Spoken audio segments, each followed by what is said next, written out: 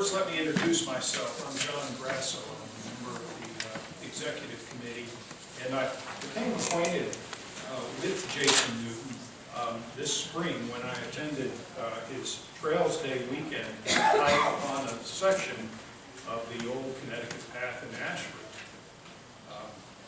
I was generally aware of Jason's work in making the existence of the path known and bringing public attention to those significant portions of it that still exist. I was generally aware of that, and it's really fun to hike with him. Let me tell you a little about him. Jason is a direct descendant of the Reverend Thomas Hooker, who led his congregation from Cambridge to Hartford in 1636 along the Old Connecticut Path. Jason's other ancestors were among the founders of Windsor, Hartford and Wethersfield. Jason is a retired psychologist and educator whose family history project led him to rediscover the Old Connecticut Path, which was followed by his ancestors. And his research and his exploration are, as Jason said a few moments ago, generally available online. It's remarkable how much of this path exists in substantially its ancient form, and I really look forward to his presentation. Thank you. Thank you, John. I'm really happy to see a room full of folks from the Appalachian Mountain Club come out. I didn't know that your life runs in circles. And as a child, my family farm that we spend our summers with, we have these hikers going by up in West Hartford, Vermont, and they were headed to Maine along the Appalachian Trail that ran right in front of our home up in West Hartford. So now I'm coming some years later back on down to Connecticut and talking about how my family made it to Vermont by way of Connecticut and following the Connecticut Path. The Old Connecticut Path project, as John said, is my family history project, and I found that I have a whole lot of cousins all across the country as I got into this who have a connection with this piece of our history and our heritage. And I'm here to share some of that with you and some of the places that you can go and discover today that are part of the path. And over the course of time, I've come to relabel this as not just the Connecticut Path, but as a heritage trail running from Cambridge on down to Hartford and those towns of Windsor and Wethersfield. So it shares a connection with the three founding towns of Connecticut. In doing this little research on the project, in preparation for today, there are the Connecticut's hiking groups, the oldest hiking groups. You're going to say, well, it's not Connecticut Forest and Parks, although they are pretty proud of the fact that they've got 825 miles of trails and they've been around since 1895. And the AMC here in Connecticut, going back to 1876, and you have a piece of the Appalachian Trail right through Connecticut. But there was an older hiking group, and maybe the oldest in America, that was the Hooker Company coming down to Connecticut in 1636. And John Winthrop in his journal recorded that Mr. Hooker, the pastor, and most of his congregation left Cambridge to come down to Connecticut, and they came by land. And it was about a 2-week journey through the wilderness to reach Hartford. And a key factor, having grown up with driving the cows in from my uncle's pasture up in Vermont, I appreciate the fact that they were driving 160 cows, so it must have been a little bit of a circus on the way down, driving the cows along. And they as a group, and others that came in that period, really began America's westward expansion. And that has become part of Connecticut's history and heritage, and as part of our national heritage also, and reenacted at times in history of travelers along the trail.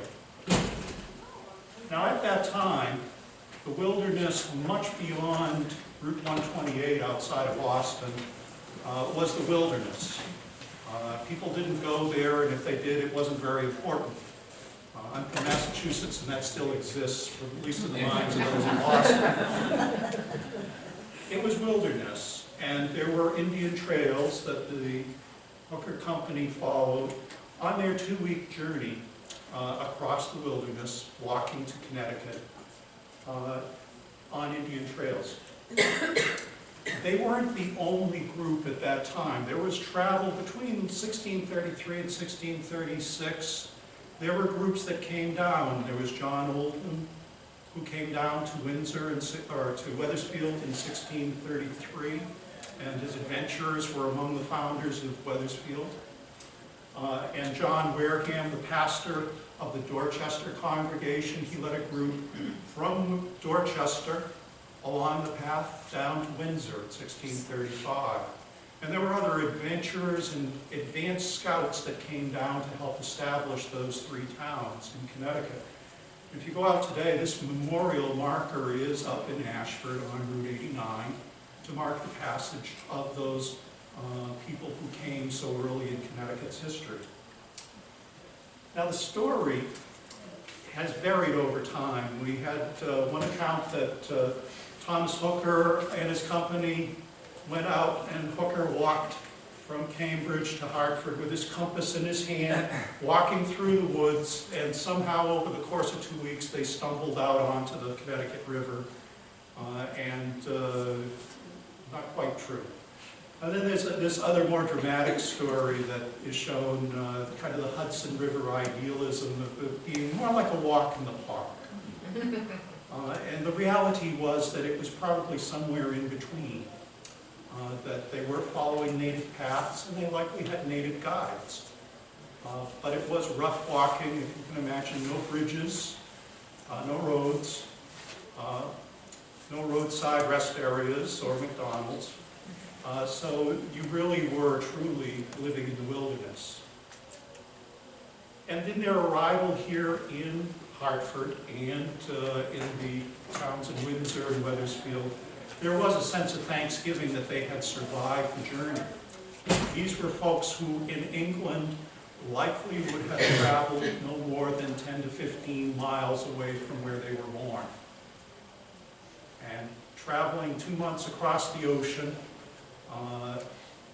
and then spending 2 weeks walking through the wilderness, really was a foreign experience for them. Imagine trekking through the Amazon jungle for any one of us with just a native guide, what they must have seen, and the experience that they had. The other thing that's significant here is that they traveled as families. There was a congregation from Cambridge, and there were families and young children. And my family, my ancestor was Mary Hooker, who was Thomas and Susanna Hooker's daughter. She would have been 12 years old, walking to Connecticut. And she helped her mother during that trip by taking care of, they had 3 children under the age of 6 years old, a 3-year-old, a 5-year-old, and a 6-year-old child. And it would be typical of families coming down. There were grandparents who came with the families. So it truly was a multi-generational group coming down to Connecticut and sharing the hardships of the trail. So there would be this sense of thanksgiving when they arrived. And I like to think that the Safe Arrival statue here in Hartford depicts my ancestors and my ancestor Mary Hooker. But it truly represents the families that came to Connecticut. This story has such a profound place in the history of Connecticut that it's earned a place on the east face of the state capitol. And if you go up the hill and look at the capitol up above the arches, they are memorialized as the Hooker March to Hartford. So it's in the DNA of the early founding of Connecticut, and it's there today. And there's another piece of this story that I learned as I was doing this project, that On their arrival, the people of the three towns united together as a congregation to create a new order. And it's memorialized in front of the old State House, where there was a church that the three towns met in. And Thomas Hooker preached to members of the congregations from those three towns in 1638 his sermon about choose wise leaders. And I have to think, after our elections this week, I wonder how that message might go over today. But in forming a government, Hooker spoke to the congregations and laid down some guidance for them as they were considering forming a new order. That it's the people who must rule. And he brought down the fact that God was giving them, as individual people, the gift of creating and forming government. And that the franchise is a trust, the vote is a trust, and that you must choose wisely those who will have the concern for the good of the entire congregation, not be swayed by factions, but be considering the good of the whole. And that leaders have an obligation to uphold this, serving for the good of the whole congregation, and if they fail in that duty, they can be removed. Again, on the stage of Citizens United, and we just lived through an election cycle, I really wonder how that would go over today. And as a result, the towns of Windsor, Wethersfield, and Hartford, the three men of the towns, in 1639 adopted the Fundamental Orders of Connecticut, which really was a new order. The preamble is really Thomas Hooker's connection of divine purpose in God's transferring the authority to create a government to the people directly. And the orders, we believe, really came from Roger Ludlow, who was a lawyer from Windsor, enumerated the rights and protections of individuals against the authority of the government, and set limits on the powers of government and the people who were elected to positions of authority. And it was ratified by the people. And one of the key things that I learned here is that all the other colonies at that time had charters. And the charters spoke of, our government is established by the gift of the king's authority. And here there was no mention of the king's authority. The people gave authority to the government. And that really, I think, set in motion. We talk about Lexington and Concord being the start of the American Revolution. I think it began back here with the folks who came down this path and established Connecticut, because they set themselves apart from the authority of the king. And the Fundamental Orders were the godfather of our Declaration of Independence in our Constitution. And this has been recognized here in Connecticut. Why you have those license plates that say what they do? The Fundamental Orders established by these people who came through the wilderness became the foundation of law in Connecticut, and really is the reason why this is regarded as the Constitution state. Now, hiking groups, you all have at the AMC, you have an emblem. Hiking groups like having emblems to show a specific symbol for them. And this is the emblem that these people selected in 1640 to represent them as a people. And while I was doing this project to recreate or retrace their route, I was wondering, as I'm wandering through the wilderness, why on earth did they do this? How did they keep going? What sustained them? And I was looking, they didn't write it down, so I had to look for other clues. And then I finally came to try to understand what they were telling us. That the symbols that are here, the three vines, are representations of something. The vines were uprooted and transplanted out of Egypt and into the Promised Land. And who will sustain us, he who brought us, he who literally in Latin, he who transplants will sustain us. The Puritans had a belief as a group that they were following the steps of the exodus of the Israelites coming out of bondage in Egypt to the Promised Land. The Puritans lived that out, and the groups that came to Connecticut really, in true life, lived to that story.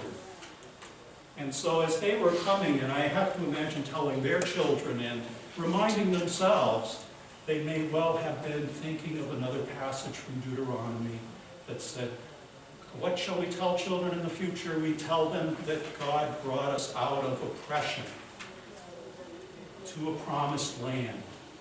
And if we follow the law and honor our God, he will sustain us. Think of their story. The Puritans, and Thomas Hooker in particular, were oppressed in England. And Thomas Hooker got out of England. He escaped from England. He faced prison in England for his beliefs. They came out of bondage and oppression to a new land, traveled through the wilderness, and unlike Moses, who spent 40 years in the wilderness, they did 10 days. They must have learned something along the way. But they did create a new order and law. So the parallels there are very powerful of their sense of purpose. And they arrived in this place, and it really is a majestic valley when you come down into the Connecticut Valley. But they truly must have felt that that promise that they sustained them on their long journey was being fulfilled, that they were arriving in a promised land. So now that we got the history part out, we get to, well, how do you find this thing? And that was something that, as I started doing this and saying, how did they do this? There was really very little out there that I could find. You know, you look on the internet and you think everything that in the world is there. Well, there was next to nothing. So I had to do something about that. It's changed. You can check now, it's all about me. But the path that they followed, you can go to Cambridge on the Common across from Harvard, and that would have been about the place that they started their journey. Leading down across to Hartford into the area, they crossed the river very likely in the area where the Bull Kelly Bridge is. There's a sandbar there.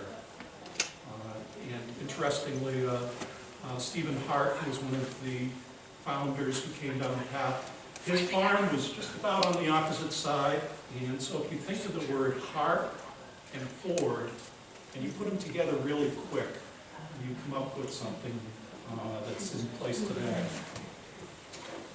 Fortunately, the stories captured the imagination of people over the ages. And there were a whole bunch of signs and memorials along the way that helped, at least coming across Massachusetts, helped to identify a route.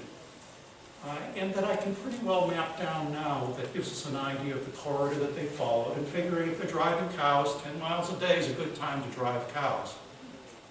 It's a real good amount of time if you're walking.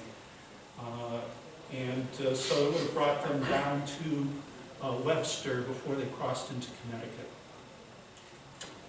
But Connecticut, because there's so much invested in this, there's been some real dissent over the time about which way did they go.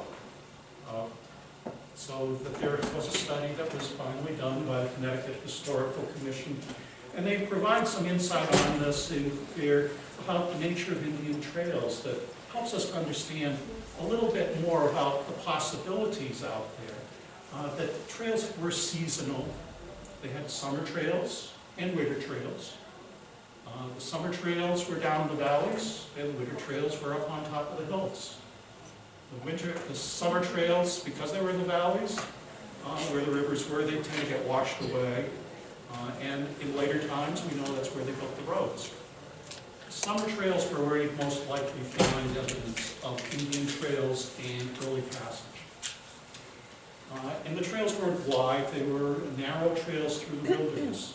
So they truly would have needed, these Puritans coming to Connecticut truly would have needed a guide. So looking at this to parse this out, so we try and appease the various factions and be able to come to some agreement. Matthias Spiess was one of the early 20th century historians from Manchester who said, gee, there was a Connecticut Path and it went right through downtown Manchester, which is good for parades. He said initially in his history of Manchester, well, they may have come through here, and then later it was absolutely positively the only one way that anyone ever could have come. So you go from maybe to absolute. But there was another route that seemed very possible that John Oldenhouse came down in 1633, traveled up on the Nipmuc Path, because he came back to Boston with graphite. And the graphite mine is up there in Sturbridge. So we have two trails, and then we have another one, which is a really wonderful treasure map. Ellen Larned, in her history of Windham County, tucked away in her book has the map of ancient Windham County. And if you do want to look at the picture in detail, you can go on the website and see it in more detail. But she labeled across here, she drew a line that showed the Old Connecticut Path, and really did work out as a way of going across Connecticut. So when we take that and lay it on there, you see it kind of overlays. And what it did was stay up on the hills. So let's take a look today, jumping ahead almost 4 centuries, and see what's there. We'll take Matthias Spiess and down in Ashford. Ashford has all these pieces, so we'll use them as an example. If you follow Matthias Spiess in his Connecticut Path, you'll find yourself sitting right on square on Route 44, which is a great country way to travel across Connecticut, but I wouldn't advise taking the hike along the highway. If you step over the white line, you're in real danger. There's another piece, the Nipmuc Path, up in the north side of Ashford, which, as you all know, is been taken over by that Route 84, which I drove down today at 70 miles an hour, and people were passing me. Definitely wouldn't want to hike there. And then there's a third, and this is where Ellen Larned said, tradition reports that they camped here on Pine Hill, and the they is Thomas Hooker and his congregation. And the Connecticut Historical Commission said the abandoned road there is again the most likely candidate for the path.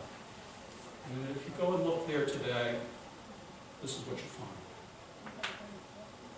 There's a piece of the path up there on Pine Hill that matches with tradition that's been passed down over 3 centuries of settlement. And the landowners along the path, I've been approached by them, and they'll say, yes, when I bought the land, the previous owner told me this is where it passed. So there's great oral tradition going across here. And there are some wonderful places if you go and explore today using Ellen Larned's map, and if you go to the website, the Old Connecticut Path, you'll find that there are, I'm finding at least 10 places, and I'm adding to them, that are right in alignment with the path, that are public places you can walk, that have trails, and that you can explore and begin to get a sense of what that world was like along the way. And I was surprised as I came over the hill into Tolland and down the hill to Vernon to find this wonderful greenway, the Tankerhoosen Greenway, and an extensive trail system that one version of the path, the Old Connecticut Path, would run approximately right down Route 30 at Tolland Turnpike, which again, I don't think you'd want to walk. But there's another that I'm looking more closely at, that if I were driving 160 cows, I would come down off the hill and just follow the water down to Hartford. And we're fortunate today that there's the Shinipsit Trail and the Hot River Trail and the Talcott Ravine Trail that gives us a nice corridor of connected walking across the Tankerhoosen Valley. And finally, coming on down towards Hartford, there's the Hockenham Greenway, where great efforts have been made. We've got to give credit to the folks who connected pathways along the Hockenham River so that there again is a walkway down to Hartford in parallel to the Connecticut Path. and then the Great River Park, which leads on down to the crossing place of the Old Connecticut Path. So over the course of 4 centuries, we still have pieces and places that we can connect with this story of the Connecticut Path. And as I've worked with this, I've seen that there is a connection with the native people and the people who have come following them in settlement, in the exploration, settlement of Connecticut and exploration, that we can follow the Massachusetts Indian lands across the Charles and Sudbury rivers, the Nahaco, who are now modern Hopkinton and Ashford, the Hassanamisco across the Blackstone Valley Heritage Corridor. And here, spanning Massachusetts and a good portion of Connecticut, we have the last Green Valley, which would be the Nipmuc and Mohegan lands. And then finally on down the Tankerhoosen and Hopkins River valleys and the lands that are preserved there. So over the course of 3, almost 4 centuries, we have sets of lanes that we can go to that are along the way. And I've been working to try and help connect some of those together so we can get a sense of what it would be like for a day. Part of the project has been just going out and talking like this to the historical societies, the conservation commissions, and other groups along the way, and the towns along the path. And it's resonated with people in towns. In Eastford, that has 1,200 people, we had 80 people come in and sit in a little room that was a quarter the size of this room. They said that was more than they get at their town meeting. In Tolland, we had over 120 people come out. The story resonates because it connects in some ways with the story of us as people. And it seemed important to get beyond talking about the story and actually getting people out to walk. And so I've started compiling places that you can go to the website and find the places that you can go and explore. But it's not good enough I've done videos, I've done web pages, I've done these things. The real ultimate, they say, you can talk the walk or you can walk the talk. The real way to get people out is to get people out. And I've been so fortunate with the number of organizations that have embraced this. Among them has been the New England Historic Genealogical Society. Have members all across the country. They did a survey, who would like to come and walk on the path? And over 30% of their respondents said, yes, we want to come here. They have a connection. You don't realize that Connecticut is the birthplace of probably 50% or 50 million. I'm estimating somewhere in the range of 40 to 60 million Americans can trace their roots through one of their ancestors back here to early Connecticut. So we were fortunate to do a walk in Woodstock, in the Woodstock Historical Society. We started at the Historical Society and walked out along a portion of the Connecticut Path that runs right through Woodstock, along the Main Street and out along their national place that's recognized in the National Register of Historic Places. Woodstock is an extraordinarily beautiful place to walk. And if you're looking for an easy walk, here's your place. I've also been fortunate to come to work with 2 organizations, the Last Green Valley, which provides programs and helps to promote activities across the span of this area, and the Connecticut Forest and Park Association. 2 great organizations that have helped support walking. We've done 2 Walktober events, which you'll get to see in just a moment, and 2 National Connecticut Trail Day walks along the path. And I've tried to concentrate them on an area that's really, if you want to concentrate your time to get the best sense of what that world would have been like, go to this area between Crystal Pond in Woodstock and Eastford and Fenton-Ruby Park over in Wilmington. That truly is an area of extraordinary beauty, and much of it is accessible. 2 weeks ago, we took a walk at Camp Nahaco. Those of you who are involved in scouting, Camp Nahaco was created as a Boy Scout camp going back to 1916. It was bought by the towns of Woodstock and Ashford as a park. And it's an extraordinary place that's preserved today. We had almost 75 people come out on a blustery end of October day to walk on a portion of the Old Connecticut Path in their preserve.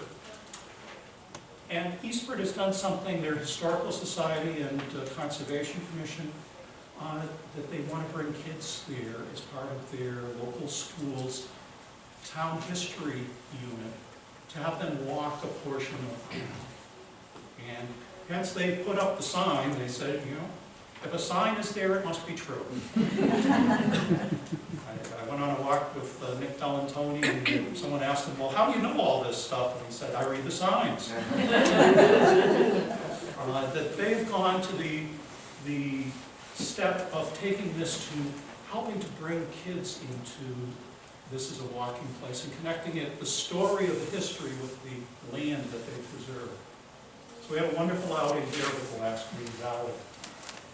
We had two out on the other side of this towards Fenton-Ruby Park. Last June we did a wonderful walk along the path from Pleagle Farm Preserve, which is a Joshua Trust preserve, down to Lanehammer Woods, which is a preserve of the town of Ashford. And we walked in this picture, our group picture, we're standing right astride the Old Connecticut Path at Knowlton Brook. And it's just a gorgeous area to walk.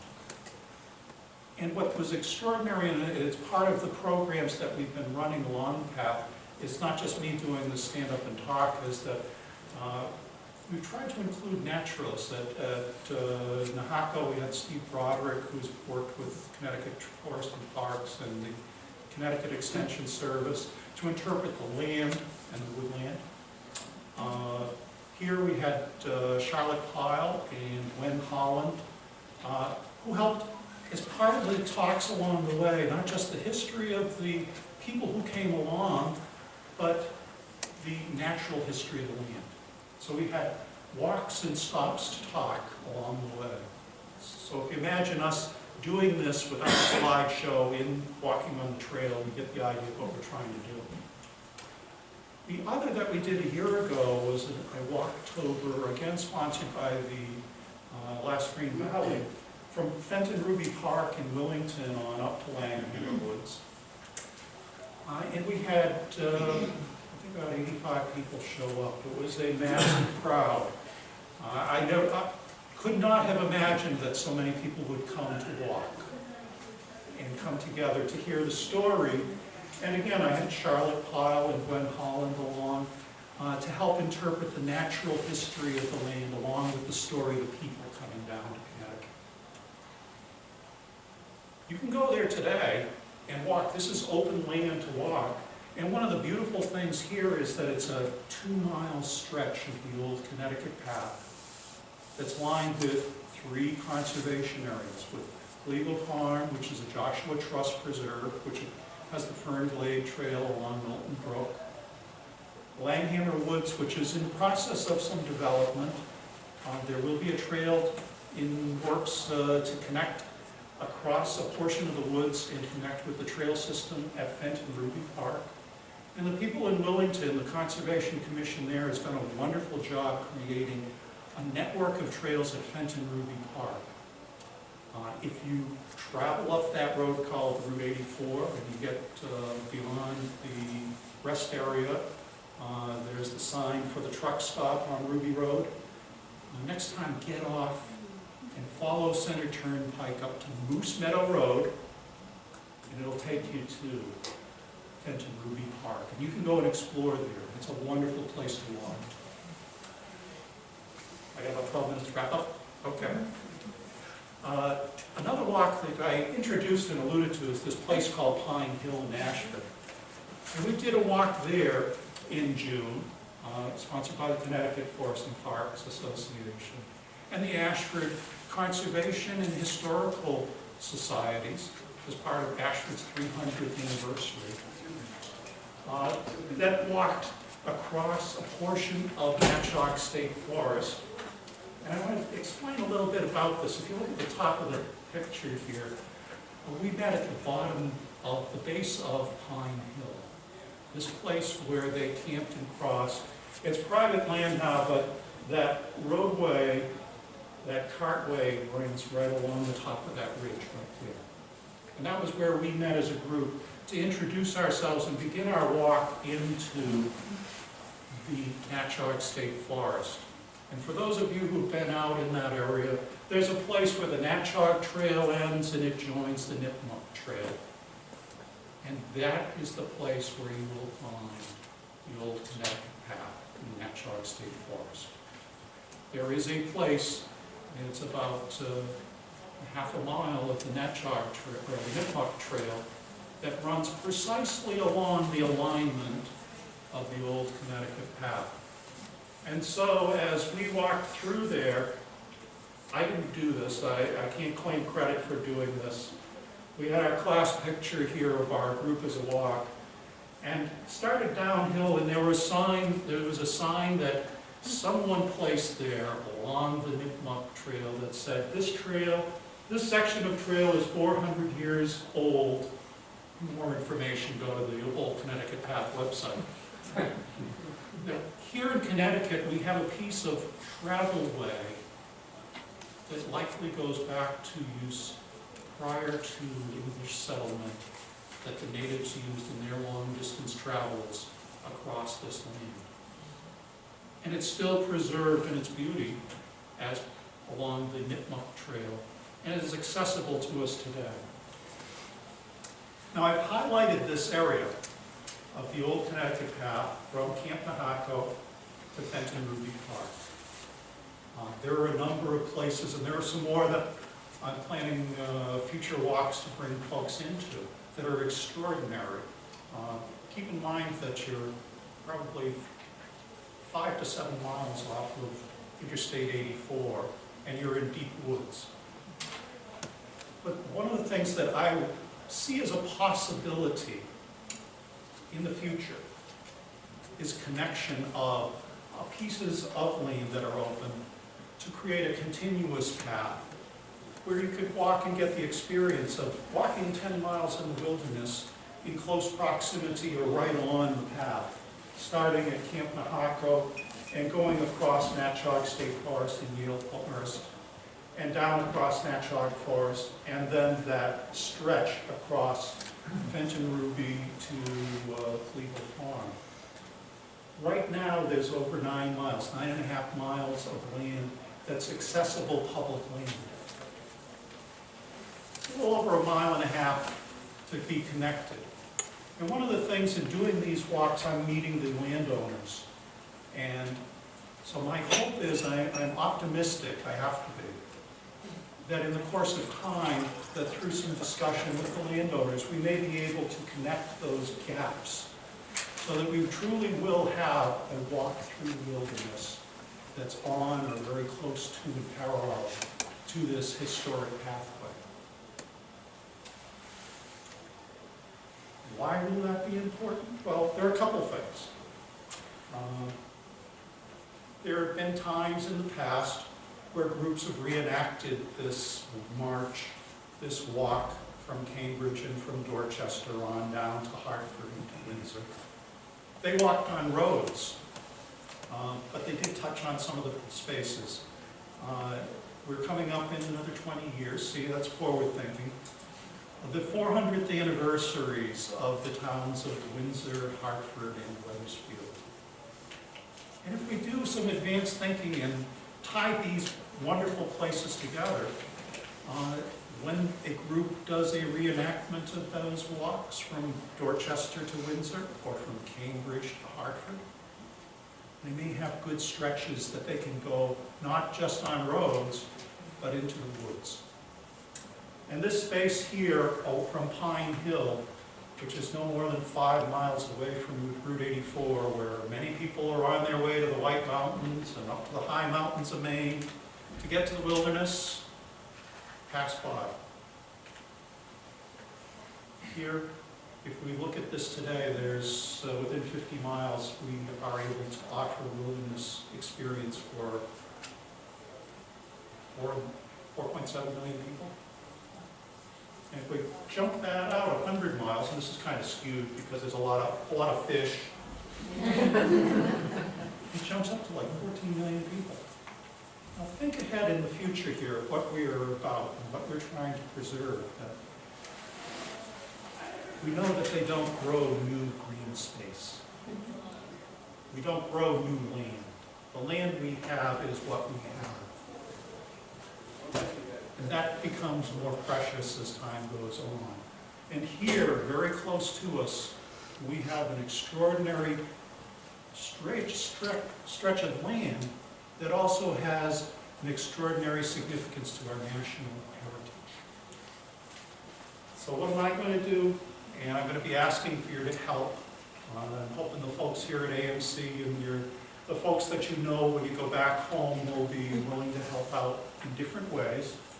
So I've been doing these walks along the Connecticut Path, and they've been bringing people out to connect with the story and with the land.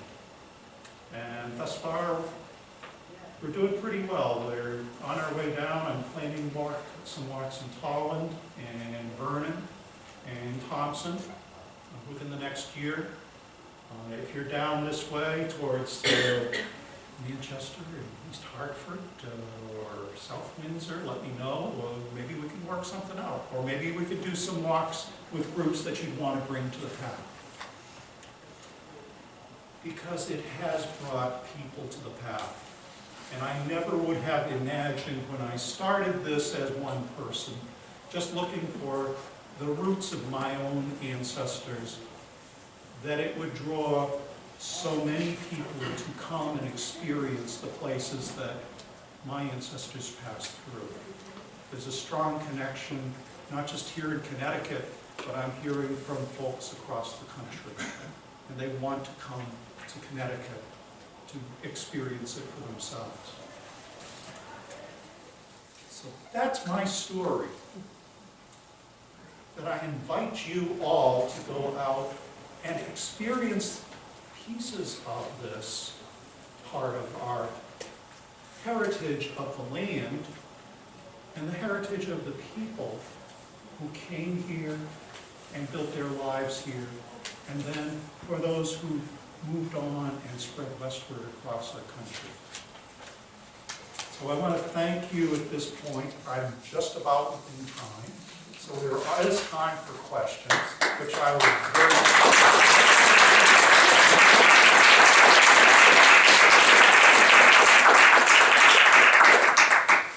wow, there's a great audience now. This is your turn. I actually did this. This is the fastest I've done this, so go ahead. You're on the floor. Along with Frederick Church's idealistic vision of the journey, I had heard another myth, and that was that Hartford derived from a hart crossing the river. Hartford. I hadn't heard about your version. I'm just wondering if... Stephen Hart was one of the founders of Hartford. He traveled the Old Connecticut Path with Thomas Hooker. And his farm, when I look at the old maps, his farm was up on the north end of Hartford, near this area that Spiess, and I do have to give credit to someone that I thought was a real crank, cantankerous guy, reading his letters at the Connecticut Historical Society, shed a new light on him. He was a hiker. He walked across the rocks up there by the falls up at on Connecticut, and he said there was a ford, there was a sandbar right about where the Old Kelly Bridge is that they walked across, and it was eventually removed because it was a good source of gravel. But as I looked at this and saw, gee, Stephen Hart, the ford, you get another interpretation. The other that I've heard is that it was named, Hartford was named for Hertford in England. So we just offer that as an alternative, just saying. Yes? Yeah, according to the schedule I have, you have until 2:15, so hopefully you've got some more time for questions. Oh, yeah, boy, I did good. So I do have a question. Good. This is news to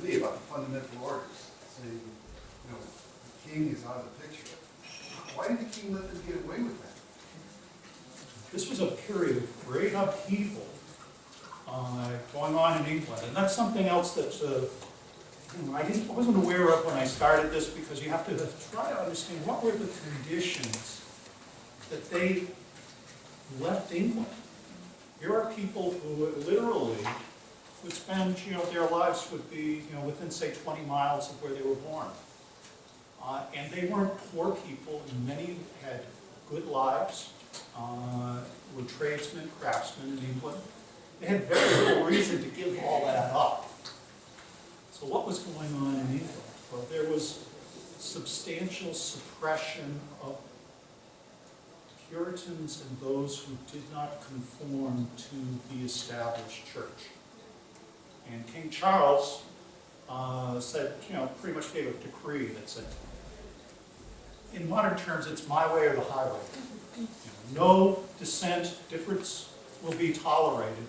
And he elevated a Archbishop Laud, who became the enforcer. There were secret police. They were spying on ministers.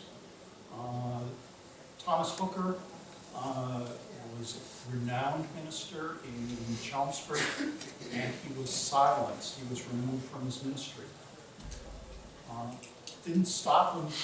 He continued to meet with all the young ministers from all around the area, would come to meet with him at his home, Cuckoo's Farm in Little Beto. Oh, that was my time to stop. It's okay. Again, they weren't able to silence him, so he had to go into exile to Holland and leave his family behind. And they pursued him in Holland with spies following and reporting on his activities. He had to sneak back into England because if he were arrested in England, he would be in a prison. Other ministers were imprisoned for lengthy times and tortured. Conditions were bad. And the authority of the ministers being challenged like this. In our day, if we update this, what do totalitarian regimes do now? Who would ever thought they'd shut off the internet and social media? The ministers of their time were that way of conveying ideas for change. So there was repression and drove these people to leave. So the abuses that they experienced in England, where they could be imprisoned without charge, held for extended time without trial, tortured, ears cut off, toes cut off, even lose their lives. They came out of conditions of oppression and sought a new land. And England was at a boiling point, which later, within 6 or 7 years after they left, erupted in civil war. So they left at a time of great upheaval in England, and they really literally came to establish a new England, because they couldn't fix what was wrong in England. The fundamental orders, when you look at the orders themselves, the protections of rights and the limits on the authority of those in power, when you understand the world that they came out of, they came up with what they believed was the correction for the evils that they had experienced in England. And when you tie that with the fact that they did something without the authority of the king, in Hooker's sermon saying, God has given you the gift to create this government, to create law. It sets in motion that mindset that we see evolving. When we think about America coming about in 1776, and then it just happened, it took a long evolution. We could trace the roots back there. So it was actually a revolution. I mean, it revolted against. And in England, as a follow-up on that, the Civil War, the king was executed during the Civil War. Think about that. And the Archbishop Laud, who was their oppressor, was also executed. So we had an uprising in England where the king was removed. So think about taking that forward 100 years. So what happened in Cambridge? Was it kind of a Roger Williams situation? No, actually, they didn't want to let her go. Really, it was a matter of, if the real estate was worth as much then as it is now, they probably would have stayed right where they were. But they didn't have much land for their families to expand on. And you would understand at that time you would need good bits of land to be able to pass on to your children, and also to sustain yourself. So part of it was economic in the land, and the other was that there were differences in the beliefs about the role of government and the order that should be established by Thomas Hooker and the Hooker Company. They adopted the name before he arrived because they called him to be their minister. So that it was a combination of land and belief. But the Thomas Hooker actually went back to Massachusetts many times and to Providence. He was friends with Roger Williams and also with John Winthrop. He was called upon to mediate many disputes during that time. And it's likely that my ancestor, Roger Newton, the story is that he met Thomas Hooker while he was studying at Harvard, preparing for the ministry. Roger went down and was invited to come to the Hooker household in Hartford to prepare for the ministry in 1640. In 1644, he married Mary Hooker, which is my connection. I think it might have been a little bit of a setup there that, you know, it was like go to Harvard and pick up someone nice for Mary.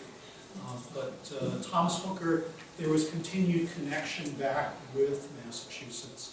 And one of the things that they did was create a confederation of the colonies of Plymouth, Massachusetts, Rhode Island, and Connecticut, the New England Confederation for Mutual Defense. So again, that was a revolutionary thing for them to get the colonies to work together. I think we're running up. Are we running out of time here? Okay, because I don't want to. Anyone else here? Go ahead. Yes. What was the condition of Thomas Hooker's wife? And is that temporary? Did she recover? As far as I know, much has been made about her being infirm. Mary Hooker had 5 living children at the time that they traveled across the wilderness. 3 of those children were under age 6. The youngest, Samuel, from whom all the Hookers in America are descendants, Mary or Susanna Hooker would have been either pregnant or have delivered. I think pregnant because it's probably that he was born in Cambridge. She would have been pregnant during a 2-month ocean voyage coming from England in 1633. So now imagine yourself. It's hard for me to get into this, but I have to kind of try and put on the empathy belt. Imagine a woman who's well-educated, husband's gone into exile, they had to give up everything to come to America. She spent 2 months plus on ship below deck while pregnant. Have 3 young children, and he says, let's pack up and go to Connecticut. Can you imagine how that conversation might have gone? That I think there might have been some accommodation because the Hookers were not poor and probably could afford to provide a horse. It wasn't a carriage, it was a horse bed that would carry Susanna and the youngest children on down. It might have been a little bit of, help to keep some peace in the family. Because as far as I know, once she was here, she was quite healthy. Thomas Hooker passed away in an epidemic in 1647, and she went on to remarry and live a long life. So that story of the fragility of the poor woman, I think not. They walked. They endured incredibly difficult conditions. And children walked. And if we can remind children, if you take children out, tell them that children were pioneers that did incredible things. And here again. Yes? If we had time to focus on maybe just one favorite area, where would you recommend a first experience? I would recommend, if I wanted to say, what's a nice, easy entry point, I would go up to Ruby Road and Moose Meadow to Fenton-Ruby Park. You don't have to go any further than Fenton-Ruby to say you've really discovered something extraordinary right there. If you exit off of 84. Yep, you go, if you're going 84 east and you get past the rest area on Route 84, you can see this big sign up there that says truck stop. I recommend you stop at the truck stop and use their facilities. And then go back up Center Turnpike on short distance to Moose Meadow Road and follow Moose Meadow Road on down to Fenton-Ruby Park. Again, if you go on the Old Connecticut Path website or you do Google, there are some links that'll take you there. There's some video that'll show you what you might experience.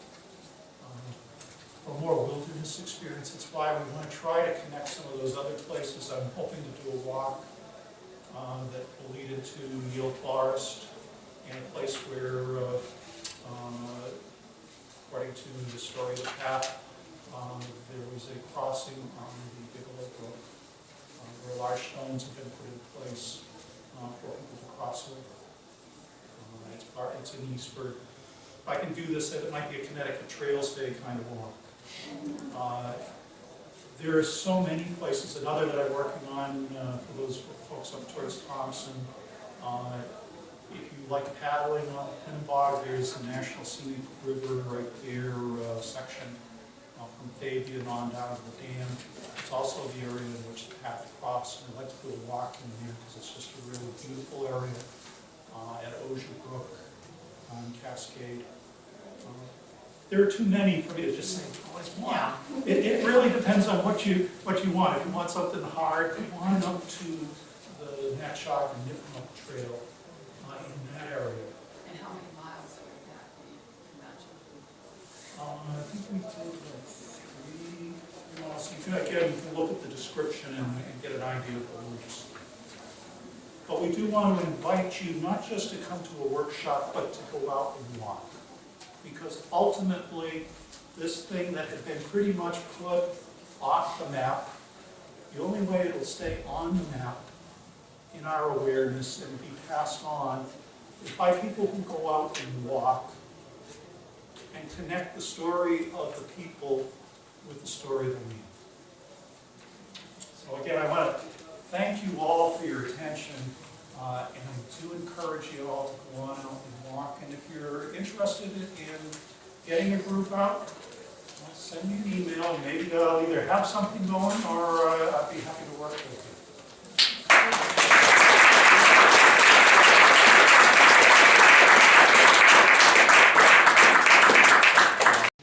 For more information, visit the Old Connecticut Path website